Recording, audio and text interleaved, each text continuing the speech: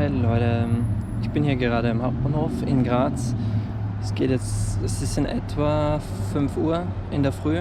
Habe in etwa 2-3 Stunden geschlafen, nicht gerade viel, aber schafft man schon irgendwie. Es geht jetzt Richtung Villach mit dem Zug und vom Zug, sobald ich angekommen bin in Villach, geht es dann Richtung Italien mit dem Fahrrad. Ich freue mich schon, wenn ihr dabei seid.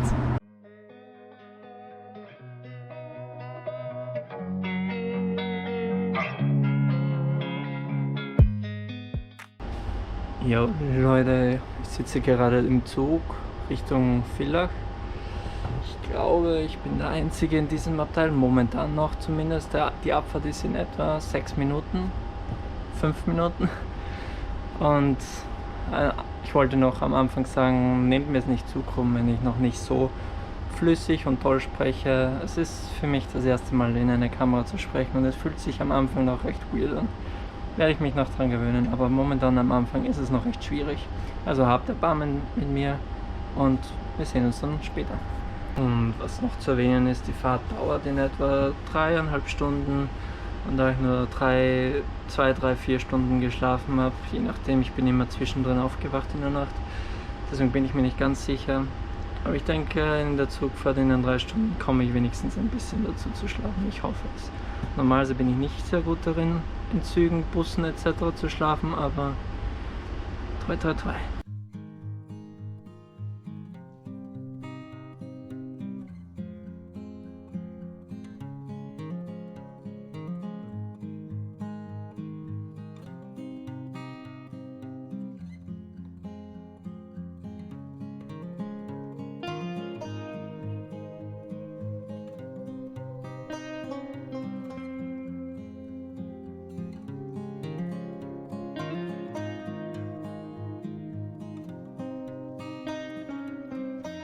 Hey Leute, ich bin gerade in Villach angekommen. Es ist kurz vor 9 Uhr. Bin sehr müde, ich konnte kaum schlafen im Zug. Also was heißt kaum? Ich konnte gar nicht schlafen. Ich kann generell sehr schwer schlafen in Flugzeugen und Zügen und Bussen etc. Wird ein sehr anstrengender Tag heute. Es sind geplant etwa 90 Kilometer mit viel Gepäck. Wird auch ganz lustig.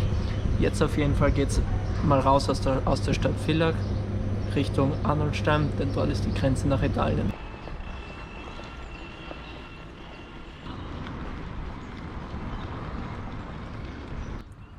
Noch etwa 16 Kilometer bis nach Arnoldstein, was in etwa die Grenze ist nach Italien.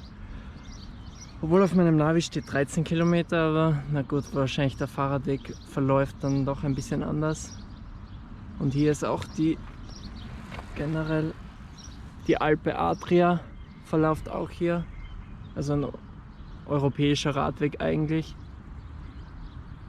Und was das für ein Fluss ist, bin ich mir auch nicht sicher, den kenne ich gar nicht. Die Drau dürfte es nicht sein, eher ein Zufluss zur Drau. Welches ist, keine Ahnung, aber auf geht's. Das ist mal ein toller Fahrradweg, sehr gemütlich. Schön neben dem Wald. Kann man echt nicht meckern. Sehr ruhig. Also ich merke echt schon, dass es anstrengend ist, obwohl ich nicht mal richtig eine Stunde unterwegs bin. Es geht sehr langsam voran.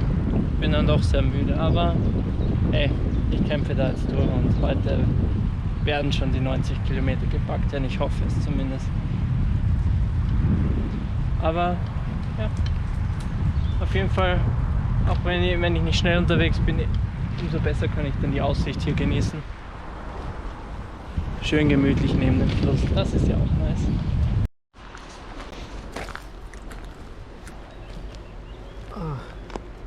Die Arme ist leider auch erwischt. Gerade vor ihm habe ich noch auch eine tote Eidechse gefunden. Ich weiß nicht, aber der Schwanz sieht schon ziemlich zerstört aus. Keine Ahnung von wo das kommt. Vielleicht doch ein Fahrradfahrer, der drüber gefahren ist, aber schwer zu sagen. Ich meine, das wird dann schon gegessen worden sein von irgendwelchen anderen Käfern oder so der Art. Ja, armes Ding. Rest in Peace. Ja, es sind noch immer 7 Kilometer bis nach Arnoldstein. Tavis, das ist schon in Italien, sind es 20 Kilometer. Ich weiß nicht, ob man das auf der Kamera dann gut sieht. Und ja, jetzt beginnt der Taviser Radweg, was auch Teil von der Alpe Adria Radweg ist.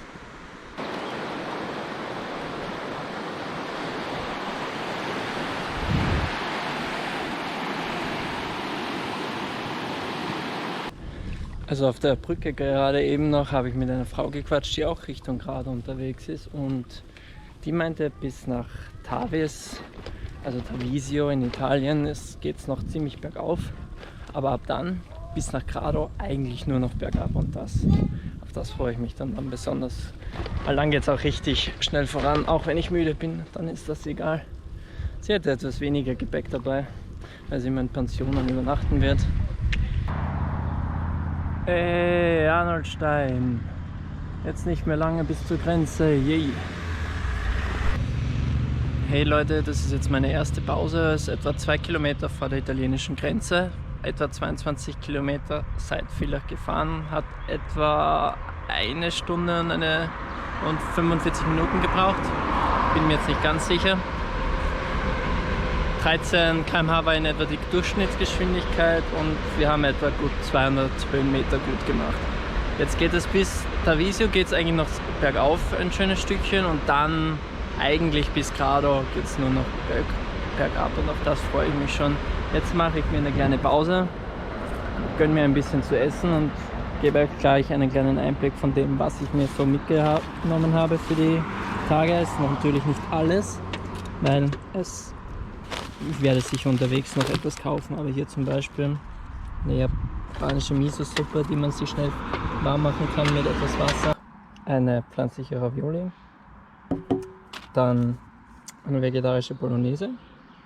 Die passen Nudeln dafür, damit komme ich wahrscheinlich 2 Tage in etwa aus mit diesen. 2-3 Tage schätzungsweise. Hier sind Sojamilch, das ist für das Müsli dann später, das ist zwar für dieses. Da werde ich dann so eines verwenden für ein Müsli. Eine Zwiebel später fürs Kochen. Und ja, und noch ein paar Kekse. So ein paar Haferkekse. Noch ein Aufstrich für Brote, die ich mir auch noch holen werde. Ein Trinken. Und ja, auch noch fürs Kochen. So eine Art Sahne, die man verwenden kann fürs Kochen. Und noch ein veganes Latella. Schmeckt nicht schlecht. Ja, das war's dann schon, und jetzt werde ich noch ein bisschen essen und dann geht's ab. Was ich auch auf jeden Fall gemerkt habe und was ich für in Zukunft brauchen werde, ich filme das alles ja mit einer GoPro, mit der GoPro 8. Und ich habe begonnen zu filmen jetzt ungefähr um 5 oder 6 in der Früh. Jetzt haben wir kurz vor Mittag. Und ich muss sagen, der Akku ist schon jetzt leer. Das heißt, ich brauche auf jeden Fall Ersatzakkus. Die muss ich mir auf jeden Fall für zukünftige Trips besorgen. Jetzt geht es auf jeden Fall weiter und wir sehen uns dann an der italienischen Grenze in Italien. Hier geht es jetzt zur Staatsgrenze. Wünscht mir Glück, dass dass alles gut geht. Ich habe eigentlich alles, ich bin getestet, ich habe die Registrierung gemacht, also ich hoffe, dass das jetzt alles gut läuft. Wünscht mir Glück, Leute. Bis später. Hey Leute, ich bin jetzt etwa 1-2 Kilometer nach der italienischen Grenze, und was bei der Grenze passiert ist, ist einfach unglaublich. Es ist einfach gar nichts passiert. Es war niemand da, es hat niemand kontrolliert irgendwas. Ich habe mich getestet, ich habe mich registrieren lassen. Kein Mensch war da, kein Polizist, kein Sicherheitsmann oder sonst irgendjemand, der mich kontrolliert oder mich einfach nur weiter lotst. Es war einfach niemand da. Also ich weiß nicht, ob das jetzt nur bei dieser Grenze hier ist, um Arnoldstein, also der Landweg, nicht auf der Autobahn, oder ob das generell einfach sehr mager kontrolliert wird. Also ich muss ja noch Slowenien von Italien und von Slowenien dann zurück nach Österreich. Bin gespannt, wie es dort ist mit den Grenzen. Ich halte euch auf den Laufenden.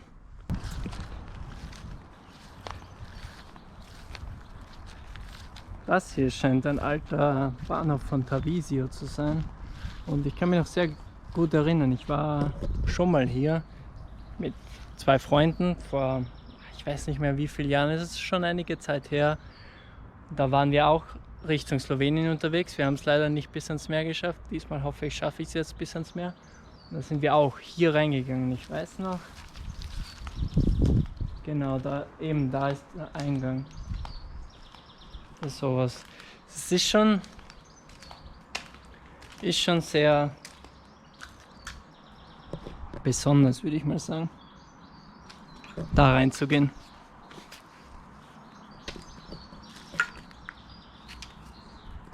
Ich bin kaum ein paar Sekunden da und ich werde angefallen von Ameisen. Egal, auf jeden Fall, jetzt will ich nicht nochmal reingehen. Vielleicht habe ich Angst. Nee, aber ich bin ein bisschen im Zeitstress. Aber cool. Da war ich schon mal. Sehr cool.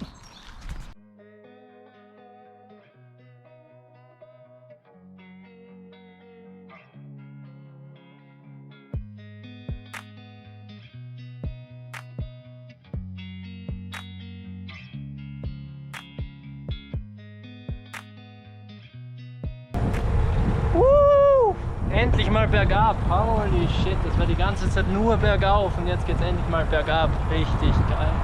Auch nicht treten. Oh. Und so angenehmer Wind, gerade keine Sonne, die runterbrennt. Richtig geil.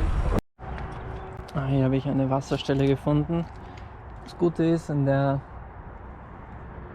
bei diesem Fahrradweg gibt es eigentlich fast immer, alle paar Kilometer gibt es immer eine Wasserstelle, wo man sich Wasser nachfüllen kann. Oder sich einfach mal kurz waschen kann, weil man komplett verschwitzt ist. Das tut auch nämlich ganz gut. Sehr interessant, oder? Obwohl, ich muss sagen, ich weiß nicht, ob das wirklich gut schmeckt. Das Wasser, ob das noch gut ist. Oder ob das zum Trinken ist. So, ich habe jetzt nur diese eine Flasche voll aufgefüllt mit diesem Wasser, weil, keine Ahnung, irgendwie glaube ich nicht, dass dieses Wasser trinkbar ist. Es schmeckt zumindest sehr komisch, nicht sonderlich frisch und ich probiere es dann mal. Vielleicht kriege ich heute Nacht Bauchschmerzen, dann ist der erste Tag dann eh schon gelaufen. Mal sehen.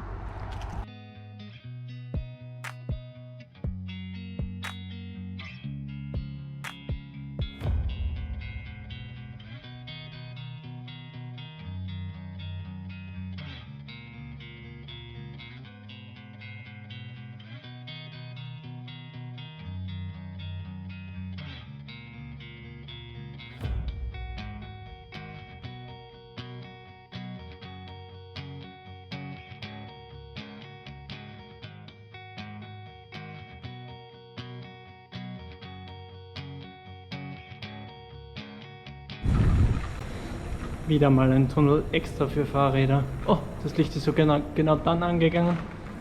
Es läuft über Bewegungsmelder, ist ja cool. Sonst ist das echt leicht unheimlich. Man sieht es sonst gar nicht. Richtig cool, extra für Fahrräder. Ich weiß nicht, ob es so in der Art auch in Österreich gibt, kann ich nicht sagen. Ich finde es auf jeden Fall mega cool. Recht frisch ist es hier allerdings. Da fährt man ja einfach ganz entspannt am Fahrradweg entlang. Genießt hier noch schön die Aussicht rechts. Und dann sieht man nach links und sieht einen wunderschönen Wasserfall. Ich weiß nicht, wie gut man den auf der Kamera dann sehen wird, aber das ist echt nice. Hätte ich mir nicht gedacht, dass es den hier zu finden. War ich ganz spontan. Wir auch fast vorbeigefahren.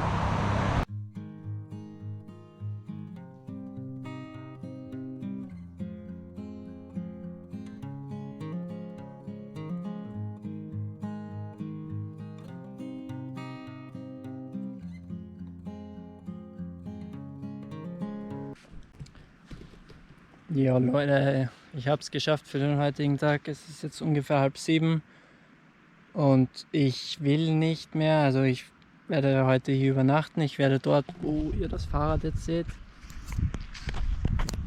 dort werde ich dann mein Zelt aufschlagen. Ich werde mir jetzt nur vorher noch eine Suppe machen, eine Miso-Suppe schätze ich einmal, weil ich will das Zelt erst später aufbauen, damit es keiner irgendwas merkt.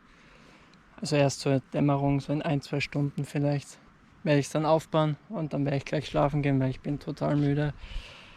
Heute nur 3-4 Stunden geschlafen, totale Hitze, super anstrengend, super Gegenwind die ganze Zeit durch das Tal. Das ist wahrscheinlich normal. Dort im Tal ist immer recht windig, aber es war dann dadurch sehr anstrengend, obwohl es teilweise dann bergab ging, musste ich trotzdem in die Pedale treten. Also für heute reicht es mir. Morgen stehen auch wieder 90 Kilometer auf dem Programm. Dann müsste ich gerade erreichen, wenn ich das schaffe. Geplant ist es zumindest. Jetzt sind wir gerade in Portis. Also eigentlich ist es ein kleines Dorf, das ist so versteckt hinter den ganzen Gestrüpp. Das ist in etwa kurz vor wie heißt das? Venzone? Ich glaube Venzone war das. Das ist etwa 1-2 Kilometer vor Venzone. Da werde ich eventuell morgen vorbeischauen, weil ich heute einen Mann kennengelernt habe, der mir empfohlen hat, ich soll da unbedingt vorbeischauen. Das Problem ist nur, man kann nicht, zumindest er meinte, man kann nicht wirklich Fahrrad fahren dort. Man müsste das Fahrrad die ganze Zeit schieben. Mal sehen, wie die Zeit ist, wie lange ich wirklich schlafe, wann ich aufkomme, wann ich dann fertig bin, ob ich dann noch Lust habe. Werden wir dann sehen. Für heute reicht es dann auf jeden Fall noch und wir sehen uns dann morgen. Und ach, im Übrigen, etwa 10 bis 20 Meter von meinem Zeltplatz entfernt habe ich dann so eine Aussicht.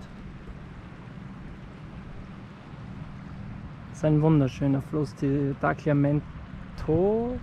Ich glaube Tagliamento heißt dieser. Echt wunderschön. Und dann umgeben von diesen riesigen Bergen, einfach traumhaft. Ach, da wollte ich immer schon hin. Immer bin ich mit dem Auto vorbeigefahren, nie bin ich stehen geblieben. Jetzt bin ich da.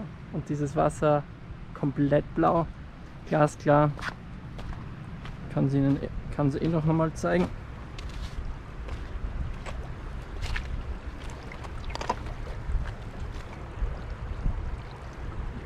Richtig schön.